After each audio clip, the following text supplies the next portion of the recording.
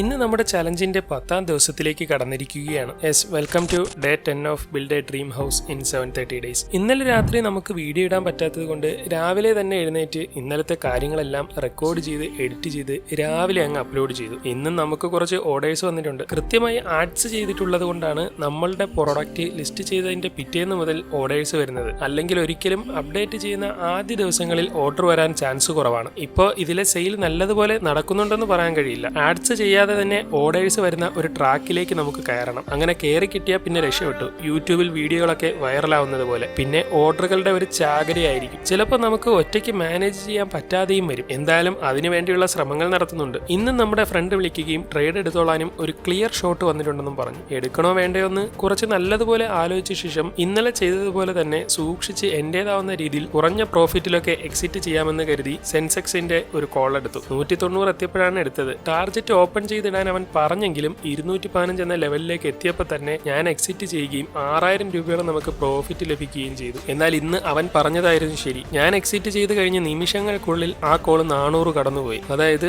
അവൻ പറഞ്ഞതുപോലെ തന്നെ ചെയ്തിരുന്നെങ്കിൽ ഒരുപക്ഷെ ഇന്ന് നമ്മുടെ ലോസ് മുഴുവൻ തിരിച്ചു പിടിക്കാമായിരുന്നു. എന്നാലും അതിൽ വിഷമമില്ല. 1 രൂപ പോലും നഷ്ടവും വന്നില്ല. നല്ല ഒരു പ്രോഫിറ്റ് കിട്ടുകയും ചെയ്തു. ഇന്നത്തെ ദിവസം നമുക്കൊരു 7000 രൂപയ്ക്ക് മുകളിൽ ടോട്ടൽ നമ്മുടെ ചലഞ്ചിന് വേണ്ടി ഉണ്ടാക്കാൻ സാധിച്ചു. എന്നാൽ ഇങ്ങനെ ഭാഗ്യപരീക്ഷണങ്ങളും ചെറിയ ചെറിയ വർക്കുകളും കാര്യങ്ങളുമായി പോയാൽ മാത്രം പറ്റില്ല. നമുക്ക് സ്കെയിൽ അപ്പ് ചെയ്ത് പോകാൻ കഴിയുന്ന ലെവലിലുള്ള ആക്റ്റീവായി നിൽക്കാൻ കഴിയുന്ന ഒരു ബിസിനസ്സോ സർവീസോ കൂടി സ്റ്റാർട്ട് ചെയ്യണം. ബാക്കി നാളെ.